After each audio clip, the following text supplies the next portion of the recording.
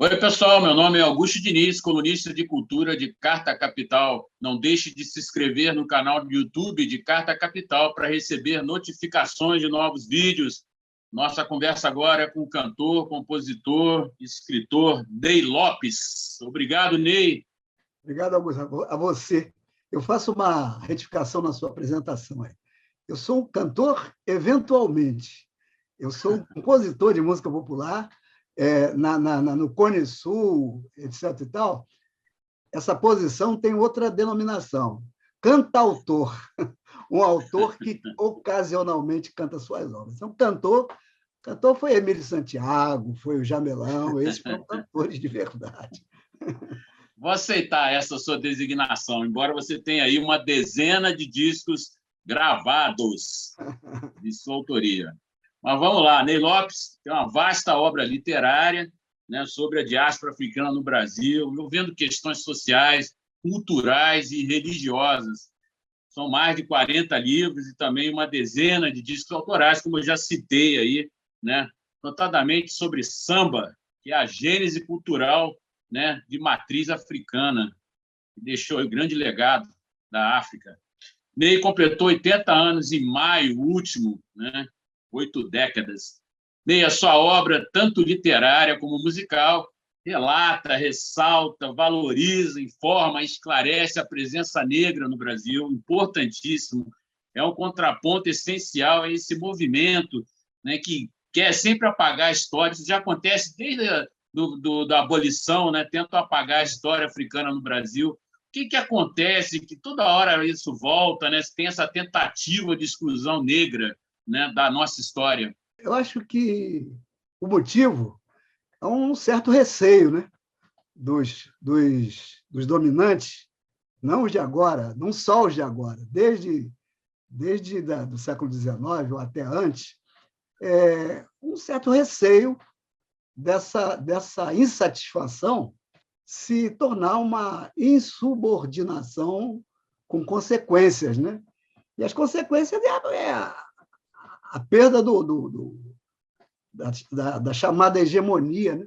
Por parte dessas elites que se sucedem no comando do país, e não só no Brasil, no mundo inteiro, há essa preocupação. Eu acho que a gente tem que contornar isso, né? Tem que, inclusive, fazer um trabalho no sentido de mostrar que o que se quer, em termos de reparação, é a inclusão, não é a nossa posição de chegar e tomar poder. A gente nem tem, acredito que não haja na cabeça de nenhum militante da cultura afro-brasileira essa intenção. A gente quer um espaço, quer um pedaço para a gente se mostrar. Eu até faria compararia essa situação, uma metáfora, com a questão do samba, né? Como é que o samba, através da instituição escola de samba, como é que ele se inseriu?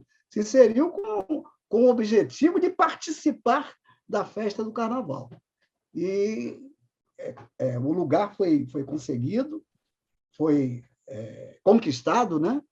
E tem uma série de problemas também a serem discutidos e tal, mas não foi o grupo, digamos assim, a comunidade do samba não entrou para destruir, para tomar conta de nada. Entrou, queremos participar. Curto e grosso, a gente pode resumir essa questão nessa metáfora aí. Ney, como é que a gente pode fazer isso de forma ativa hoje? Os seus escritos são importantes porque é um olhar, né, do negro, né, do próprio negro. A nossa história é escrita por brancos, né? O que já começa errado por aí, porque tem versões sempre de um outro olhar, um olhar de uma face que sofre menos, ou sofreu muito menos, né? Eu queria que você falasse sobre essa questão. Como é que a gente pode fazer essa inserção, tentar mudar esse movimento? É conquistar representatividade, né? E representatividade numa sociedade, ou mal ou bem, democrática como a nossa, é se conquistar através do trabalho, através da coesão, através, se possível, das urnas, né? Eu tenho refletido bastante sobre isso. essa questão da representatividade. Estou preparando um trabalho aqui para uma conferência que eu vou fazer na Academia Brasileira de Letras sobre um personagem, Teodoro Sampaio, foi um personagem do século XIX, que chegou até a década de 30, e uma pessoa de uma representatividade fora do comum. Você chega em várias cidades do Brasil, você encontra um lugar, um município, uma rua, uma praça, com o nome desse personagem, Teodoro Sampaio. Então, isso é representatividade. E no século XIX, a gente teve diversas personalidades do mundo afro-brasileiro que conseguiram essa representatividade. E no século XX a gente já não tem mais. O que significa isso? Significa que um projeto, possivelmente até de Estado, conduziu isso dessa forma. A imigração maciça de europeus para o Brasil, ninguém tem culpa sobre isso, não, foi uma estratégia de Estado. Vamos trazer os europeus para cá para embranquecer o Brasil. Isso foi dito, isso foi consignado em livros, etc. E tal. Então, o que a gente tem que lutar é exatamente para desconstruir esse edifício, né, de exclusão, para conseguirmos a inclusão e conseguirmos essa representatividade que nos tem sido negada até hoje. Pelo trabalho, pelo estudo, eu tenho o que vem conduzindo a minha vida nesse sentido, desde adolescência, é uma coisa que eu trouxe de casa também, que é um certo colorismo que existia dentro da minha família, pelo fato de a família ter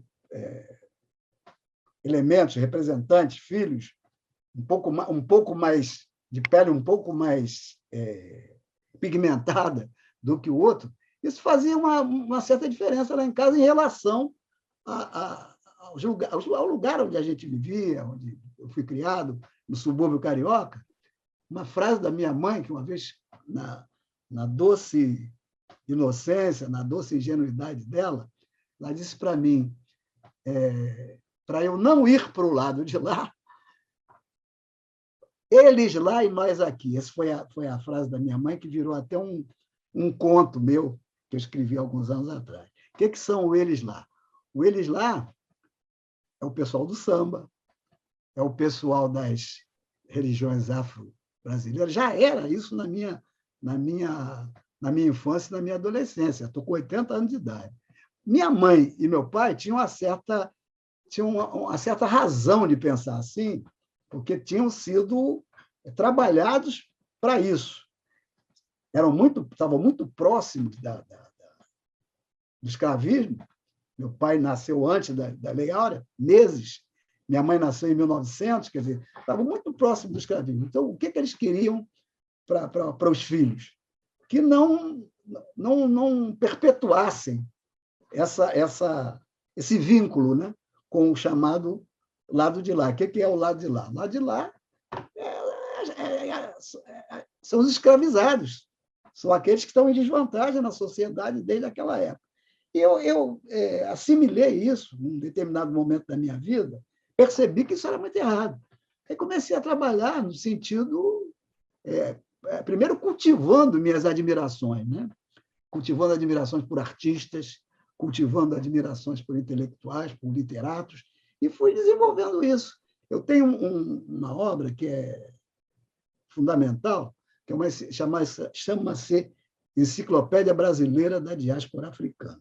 Eu, do outro dia, refletindo também, foi publicada a primeira edição em 2004, eu acho que essa enciclopédia eu já vinha fazendo desde os 13 anos de idade, quando comecei a reunir numa caixinha, quando, por acaso, pegava já na escola, no antigo curso de pegava uma revista importada, que tinha lá um negro numa ótima situação, como artista, como intelectual, como político, recortar isso e guardar na caixinha. Então, a a enciclopédia veio daí, quer dizer, dessa ansiedade que eu tive desde menino de ver os meus iguais bem representados. Ney Lopes lançou o segundo volume, né, do Dicionário de História da África, foi escrito em parceria com o Rivair, professor José Rivair Macedo, lá da Universidade Federal do Rio Grande do Sul. Já tinha saído o primeiro volume, né?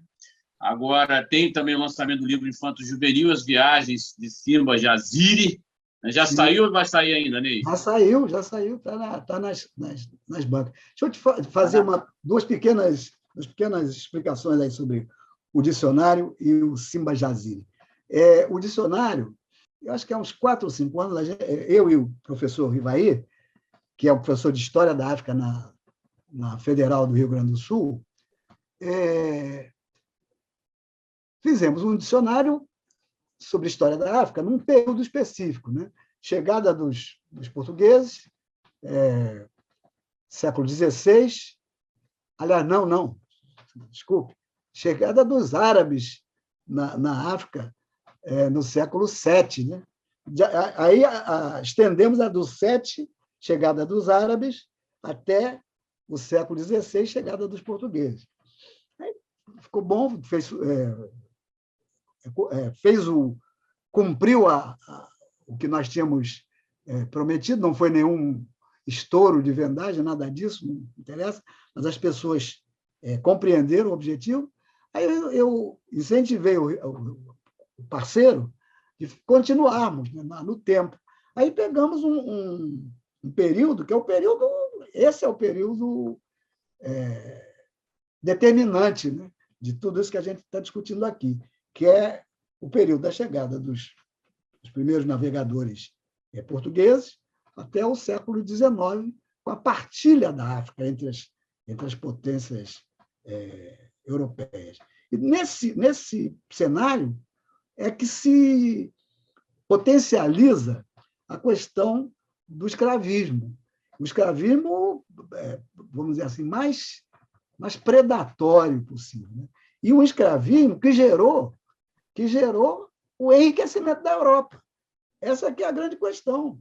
A gente está mostrando isso. Se não fosse esse escravismo, os países europeus não teriam não teriam o avanço que tiveram, né?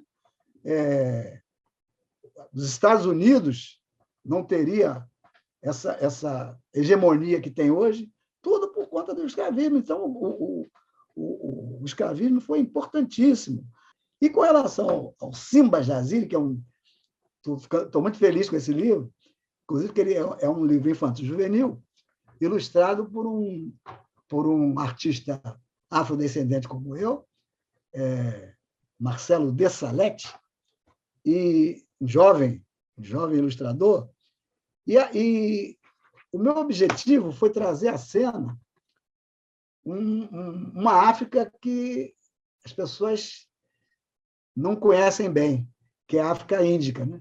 A África do Oceano Índico, em cujo litoral se construiu uma civilização portentosa, também em grande parte destruída pela ganância europeia, né? A partir da era dos grandes descobrimentos, etc., a busca do caminho marítimo para as Índias foi o vetor dessa destruição que houve lá. Então, eu ambientei a história as viagens de Simba Jaziri dentro de um cenário que o brasileiro, de um modo geral, o jovem, está mais acostumado a ver como uma coisa oriental, no sentido pictórico, etc. E tal. O que é essa costa suaíli da África? É meio aquela selva do fantasma, da história em quadrinhos, os personagens meio árabes, meio indianos, etc. E tal. E a gente levou essa narrativa para lá exatamente para mostrar essa coisa. Né? Quando se fala em Zanzibar, né? Que é uma palavra que já traz uma fantasia atualmente, à mente, né? Zanzibar, sultões, etc. Isso é a vida africana também, mostrar isso para a juventude aí que vai ter acesso a esse livro. Estou muito, muito contente de poder fazer isso e já ando com a ideia de fazer mais. Isso é que é importante. E outros trabalhos aí, tem uma biografia, né, sobre o Ney Lopes, que sai até o final do ano, escrita pelo Luiz Antônio Simas, que é parceiro em algumas obras aí com o Ney, né? O Diogo Cunha, o André Diniz. Tem também um livro chamado Academia de Letras, organizado pelo cineasta Marcos Fernando. Tem lá cerca de 350 letras, canções, né, do Ney Lopes, algumas inéditas, outras já gravadas. Né? Ele conta uma história de cada canção, né? Onde foi feita, como é que foi o processo, o que quer dizer. Né? Tem um livro também de poemas chamado Oitentáculos. Esse está em construção ainda, mas está quase no finalzinho. O Oitentáculos é uma brincadeira aí com os 80 anos e modéstia à parte, a abrangência da minha obra. Né? Os tentáculos que eu procuro estender. Né? Legal. Uma brincadeirinha poética. Tem também um disco aí sendo gravado pela cantora Fabiana Cosa, com músicas inéditas de Ney Lopes, né? Outra face, a face musical, né, do nosso Ney Lopes. Tem ainda um EP que vai sair com 6 sambas inéditos do Ney, está começando a gravar. O Ney vai para o estúdio aí daqui a alguns dias para fazer esse trabalho, né? Vai cantar. Ele disse que não canta, mas vai cantar. Outro trabalho aí autoral, né, do Ney Lopes. Certo. E tem também 2 discos saindo aí com músicas inéditas, outras já gravadas, mas pouco conhecidas, do Ney Lopes, né, que foi conduzido aí pelo músico, pesquisador Alfredo Del Penha, no Rio de Janeiro. Faltou alguma coisa, Ney? Não, o nome do nosso querido é Alfredo Del Penho. Alfredo Del Penho, corrigindo aqui. Faltou alguma coisa, Ney? Olha, tem uma outra publicação interessante que veio junto com quer dizer, a solicitação para a criação veio junto com o Simba Safari, o Simba Jaziri. Eu acho interessante citar isso. A editora, que é a Globo Livros, me procurou para dizer que estava um projeto de lançamento no Brasil de uma antologia de contos africanos tradicionais adaptados por várias personalidades que não tinha nenhuma personalidade brasileira incluída nessa antologia. E me convidaram pelo seguinte: a antologia não tinha nenhum, era de contos tradicionais africanos, e não tinha de nenhum país da lusofonia, né? Não tinha nenhum país africano com fala portuguesa. Aí perguntaram se eu queria participar, eu disse, claro que eu quero. Disseram para mim, olha, Angola e Moçambique a gente não tem material para... Digo, eu tenho uma biblioteca, modéstia à parte, bastante... que atende muito bem às minhas necessidades. Aí eu selecionei dois contos da tradição oral de Moçambique e Angola, que estão publicados em livros feitos lá. Adaptei os dois, que o objetivo é esse, a adaptação desses contos, não é a reprodução integral, é reescrever esses contos de acordo com a minha sensibilidade. E a editora gostou muito, eu estou esperando, que ele deve estar no prelo, e com pessoas importantíssimas lá escrevendo. Quem eu me lembro que está na equipe, está dividindo com quem eu estou dividindo essa honra, uma intelectual africana, cantora e atriz também, Angelique Kidjo, escritora conhecida. Inclusive, essa semana tem uma festa, a festa lá da independência francesa, né? transmitida pela TV e tal. Há uns 2 anos atrás eu vi, e quem cantou a Marco Celeste foi ela, né? Então ela tem uma importância. Eu estou ao lado, o famoso ditado: chega-te aos bons e serás um deles. Legal.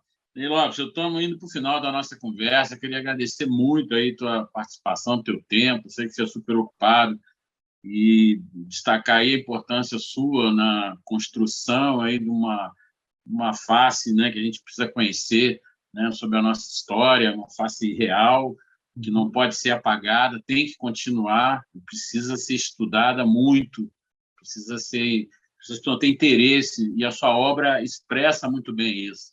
Queria agradecer muito a sua participação aqui, o grande Ney Lopes. Bom, eu agradeço a você, agradeço também a minha ancestralidade, né? Os meus mais velhos, que estão na outra dimensão, mas estão sempre me olhando, e me olhando de uma maneira muito positiva, claro, porque os ancestrais me deram um casal de netos, são gêmeos, meu neto e minha neta, que já estão na universidade, já há 2, 3 anos, trilhando o mesmo caminho. Eu tenho um neto estudando História e a neta estudando Ciência Política. Eu acho que isso é um presente também, né, que a gente tem que agradecer aí as forças positivas do universo. E agradeço a você. Muito obrigado e me mande o link para eu ver isso aí publicado. Um abraço grande para você e sua equipe.